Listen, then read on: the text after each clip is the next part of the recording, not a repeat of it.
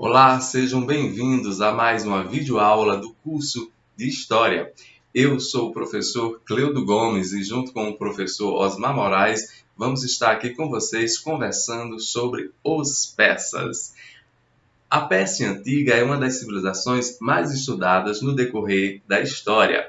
E aí, onde está localizada hoje a Pérsia? Ela está exatamente onde é o Irã, né, no continente asiático. Mas essa ocupação e essa povoação, né, da Pérsia Antiga não é semelhante ao que nós temos hoje, né, nesse país asiático, né? Essa ocupação iniciou-se mais ou menos 5.000 anos antes de Cristo, né? E aí o que é que acontecia nessa região? Tinham dois grupos, né, basicamente, do território, né, que eram os próprios persas e os medos, né? Os medos ocuparam o norte e formaram um reino, né? O mesmo fizeram os persas na parte sul, né? Os medos foram os primeiros a se estabelecerem, né, criando, né, uma certa hegemonia, né, no território, porque eles já dominavam, né? E aí, nesse sentido, né, acontece o reinado de Astiage, né, que é Ciro da família, né, também, que aí derruba o rei e unifica os dois reinos. Isso acontece por volta, né, de 550 a.C. E aí onde veio esse termo Pérsia, né? Ele é originário de uma região do sul do Irã, né, conhecida como Pérsis ou Parsa, né? Posteriormente, por meio dos gregos, esse termo passou a ser utilizado no mundo ocidental para definir toda essa planície iraniana, né? E aí, nesse sentido, né, em 1935, já agora no século XIX, o governo solicitou a utilização do nome Irã em vez de Pérsia, tá? O grande, né, nome da Pérsia que a gente tem que falar, né, é de fato Ciro e Dario, né? Ciro ele dá início à expansão do Império, né, conquistando a Babilônia, isso por volta de 1539 a.C., né? Com a morte de Ciro, Cambises, seu filho, né, passa ao governo da Pérsia e conquista o Egito, né, em uma batalha. Dario sucede Cambises e é considerado por muitos historiadores o verdadeiro fundador do Império. E aí por que Dario, né, primeiro é considerado, né, essa grande figura da Pérsia? Porque ele teve eventos, né, e obras magníficas, né, na Pérsia que contribuíram inclusive para a própria economia. Dario primeiro subiu ao trono por volta de 1500, né, e 21 a.C. Ampliou as fronteiras persas, né? Ele basicamente criou um sistema de estradas que favoreceu, né, uma criação de um feito, né, magnífico para ele, que foi os correios, né? Um sistema de correios que facilitava, porque os cavalos, né, da época andariam menos distâncias e entregariam a outros correspondentes e as correspondências chegavam com uma brevidade de tempo, né?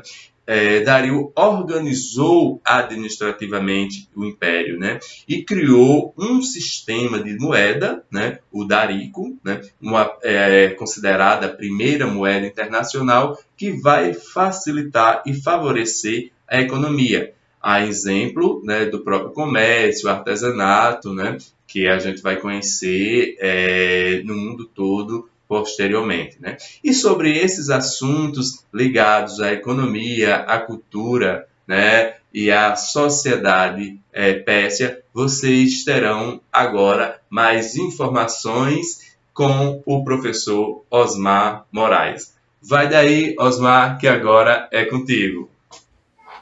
Valeu, Cleudo, pela interação. Um professor da Paraíba e outro aqui em Pernambuco, nesta interação legal, falando sobre o Império Persa. Sobre a economia e a sociedade persas, o ambiente econômico do Império, ele teve o seu período de apogeu sobre o reinado de Dário I. que procurou estimular o comércio e a agricultura, introduzindo o padrão monetário que ficou conhecido com o nome de Dárico, tratando-se de um cunhado de ouro ou prata de peso fixo e com a efígie do rei. Inovação trazida na época da Lídia, o comércio externo foi incrementado de maneira espetacular. Também foram construídas estradas com eficiente policiamento efetuado por tropas reais, que permitiu o tráfego maior das caravanas que demandavam a Mesopotâmia, provenientes dos confins da Ásia, trazendo, obviamente, a matéria-prima e o necessário para o desenvolvimento daquela sociedade. Os Correios também tinham uma atividade bastante importante, propiciando uma comunicação mais eficaz, e diziam que na capital podia-se comer peixe pescado no mar no mesmo dia. Tamanho a logística, a capacidade logística dos persas para transportar o essencial para a sua alimentação, prova de que a engenharia, de que a arquitetura da época funcionava. O Império Persa ele nasceu do conflito entre as tribos pastorais e agricultoras. Quando o Persa Ciro se impôs pela força, a nobreza agrária e guerreira também se sobrepôs. O povo, constituído de artesãos, agricultores e pastores, que podiam ser recrutados para a guerra, ocupava uma posição superior aos escravos que estavam abaixo da pirâmide da estrutura da sociedade persa. Entre os persas, o poder da camada sacerdotal era menor do que na maioria das civilizações da antiguidade oriental. Em relação à cultura dos persas, eles procuravam, fora de suas fronteiras, os elementos que marcaram suas construções.